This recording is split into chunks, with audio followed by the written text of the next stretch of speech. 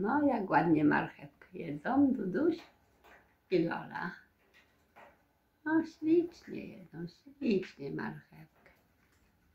Lola tylko wyrzuca, a Duduś, to nie wiem, czy wyrzuca, czy nie. Jaką mają zabawę, och, jaką z marchewką zabawę mają. Jak ładnie. Duduś, jedz marchewkę, jedz. Duduś, marchewkę, jedz. Jedz, Lola, marcheweczkę jedz. No jedźcie, nie bądź się. No jedźcie marchewkę, no jedźcie. Co się wystraszyliście, bo pani blisko przyszła? Nie bójcie się, jedźcie, jedźcie. Jedźcie. No już pani odeszła.